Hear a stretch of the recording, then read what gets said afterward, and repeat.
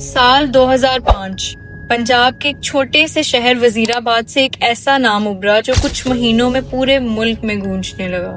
ایک عام school teacher جس نے لوگوں سے وعدہ کیا کہ آپ اپنے پیسے مجھے دیں، میں آپ کو ڈبل کر کے واپس دوں گا۔ پہلے لوگ ہنسے، پھر یقین کیا اور پھر اس شخص کے دروازے پر لائنیں لگ گئیں۔ کسی نے اپنی تنخواہ دی، کسی نے اپنا زیور اور کسی نے تو اپنا گھر تک گروی رکھوا دیا۔ اور چند ہی ہفتوں میں ہر محلے، ہر بازار میں صرف ایک نام گونجنے لگا، ڈبل شاہ۔ ڈبل شاہ کا اصل نام ساجد جاوید شاہ تھا۔ وہ ایک میتھس ٹیچر تھا جو گجرانوالہ کے قریب ایک اسکول میں پڑھاتا تھا۔ عام سی زندگی، لمیٹڈ تنخواہ اور بے شمار خواب۔ ڈان نیوز پیپر کے مطابق ساجد شاہ کی زندگی کا بہت بڑا حصہ غریبی میں گزرا۔ اس کا اصل خواب یہ تھا کہ وہ جلدی ترقی کرے، لیکن ٹیچر کی تنخواہ میں یہ ممکن نہیں تھا۔ 2005 میں اس نے اپنے قریبی دوستوں سے وعدہ کیا کہ اگر وہ اپنے پیسے انویسٹ کریں تو صرف 2 ہفتوں کے اندر ان کا پیسہ ڈبل ہو جائے گا۔ شروع میں یہ صرف ایک چھوٹا سا دائرہ تھا، رشتہ دار اور کچھ دوست۔ اور حیرت کی بات تو یہ ہے کہ ان لوگوں کو اصل میں 2 ہفتے بعد ان کے پیسے ڈبل مل گئے۔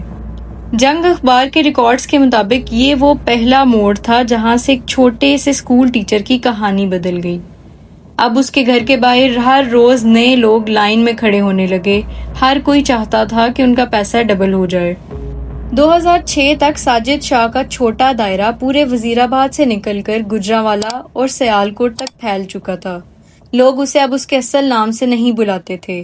ہر زبان پر ایک ہی لقب تھا، double Shah. State bank of Pakistan کی ایک 2007 کی رپورٹ کے مطابق اس وقت پنجاب کے مختلف علاقوں میں 2 ہفتوں میں پیسے ڈبل کرنے والی اسکیم سب سے زیادہ مشہور ہو چکی تھی، اور اس کے مرکزی کردار میں صرف ایک ہی آدمی تھا۔ لوگ اپنی زندگی بھر کی سیونگز لے کر اس کے گھر کے باہر کھڑے ہو جاتے۔ کوئی اپنا موٹر بائیک بیچ کر پیسے انویسٹ کرتا تو کوئی بیٹی کی شادی کے لیے جمع کیا ہوا پیسہ۔ ایک کسان نے تو اپنی زمین تک گروی رکھوا دی کہ ڈبل شاہ کو پیسے دے کر اپنے پیسے ڈبل کروا لے گا۔ ڈان نے 2007 میں لکھا کہ اس وقت تک 32,000 سے زیادہ لوگ ڈبل شاہ کی اسکیم میں پیسے ڈال چکے تھے۔ ایسٹیمیٹ کے مطابق تقریباً 1100 کروڑ اس کے ہاتھ میں آ چکا تھا۔ ایک ٹیچر نے بتایا کہ اس نے 50,000 دیے اور 2 ہفتوں بعد اسے 1 لاکھ مل گئے۔ یہی وہ چھوٹی چھوٹی مثالیں تھیں جنہوں نے پورے پنجاب میں کریز پیدا کیا، مگر اس کریز کے پیچھے صرف ایک فارمولا تھا، نئے پیسے پرانے انویسٹرز کو دینا۔ یہ تھی اصل میں ایک پونزی اسکیم۔ ڈبل شاہ کی کہانی اصل میں صرف ایک انڈیویجول کا سکینڈل نہیں تھا، یہ کہانی تھی ان لوگوں کی جو اپنی زندگی کا سب سے بڑا ڈیسیژن ایک جھوٹے خواب پر کر گئے۔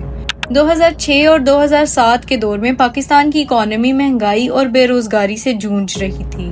جنگ نیوز پیپر کے مطابق اس وقت ایک عام آدمی کی ماہانہ تنخواہ 6,000 سے 8,000 کے بیچ تھی۔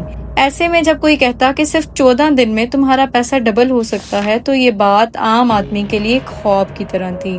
اس وقت تک لوگوں کا یقین اتنا بڑھ چکا تھا کہ ڈبل شاہ ان کے لیے ایک میتھس کا ٹیچر نہیں بلکہ رہنما بن گیا تھا جو ان کی مالی حالات تبدیل کر سکتا تھا۔ کچھ لوگ تو اپنا پیسہ بینک سے نکال کر اس کے حوالے کر دیتے۔ رپورٹس کے مطابق بہت سے لوگوں نے اس وقت اپنی نیشنل سیونگ سرٹیفکیٹس توڑ کر ڈبل شاہ کے ذریعے انویسٹ کیے۔ ہر طرف صرف ایک جذبہ تھا، جلدی امیر بننا، اور اسی لالچ نے انسانوں کی آنکھوں پر پٹی باندھ دی۔ وزیر آباد کے ایک وکیل نے انٹرویو میں کہا کہ لوگ کہتے تھے اگر بینک 10 سال میں پیسے ڈبل کرتا ہے اور ڈبل شاہ 2 ہفتے میں تو بینک بے وقوف ہے یا ہم؟ یہی سوچ تھی جس نے ہر کلاس، ہر پروفیشن اور ہر گاؤں کو اس اسکیم میں کودنے پر مجبور کر دیا۔ مگر ہر پونزی اسکیم کی طرح ڈبل شاہ کا امپائر بھی ایک دن گرنا ہی تھا۔ 2007 تک ڈبل شاہ کا نام صرف پنجاب تک نہیں بلکہ اسلام آباد اور کراچی تک پہنچ چکا تھا۔ ہر روز نئے انویسٹرز ڈبل شاہ میں انویسٹ کرتے اور یہ دائرہ اتنا بڑھ گیا کہ آخر کار حکومت اور میڈیا کی نظر اس پر پڑ ہی گئی۔ ڈیلی جنگ نے مارچ 2007 میں رپورٹ کیا کہ اسٹیٹ بینک نے آفیشیلی لوگوں کو وارن کیا تھا کہ 2 ہفتے میں پیسہ ڈبل کرنے والی اسکیم ایک فراڈ ہے اور انویسٹرز اپنا مال تباہ کر رہے ہیں، لیکن تب تک بہت دیر ہو چکی تھی۔ اس وقت تک ہزاروں لوگوں نے اپنی زندگی کی جمع پونجی اسکیم میں ڈال دی تھی۔ اپریل 2007 میں نیب نے ایکشن لیا۔ ڈان نیوز پیپر کے مطابق ایک اسپیشل آپریشن میں ڈبل شاہ کو اسلام آباد کے قریب موٹر وے سے گرفتار کیا گیا۔ गिरफ्तारी के वक्त लोगों का रिएक्शन हैरत अंगेज था। कुछ लोग समझते थे कि नैब ने उनके मसीहा को रोका है और कुछ कहते थे कि उनके सपने हमेशा के लिए तबाह हो गए। नैब की ऑफिशियल रिपोर्ट्स के मुताबिक उस वक्त डबल शाह के पास तकरीबन 1100 करोड़ के इन्वेस्टमेंट्स ट्रेस हुए, मगर बड़ा सवाल ये था कि इसमें से कितना रिकवर होगा। रिपोर्ट्स के मुताबिक नैब ने अगले कुछ सालों में सिर्फ 430 करोड़ रुपए रिकवर किए और उन्हें इन्वेस्टर्स को वापस दिया, लेकिन बाकी पैसे या तो स्कीम के अंदर घूमकर बर्बाद हो गए या कभी ट्रेस ही नहीं हो सके। इस वक्त तक हजारों लोगों के घर बर्बाद हो चुके थे। बेटी की शादी के लिए जमा किए गए पैसे, जमीन गिरवी रखने वाले किसान कर्ज में डूब गए और कुछ लोगों ने तो इस तबाही के बाद अपनी जिंदगी तक खत्म कर दी।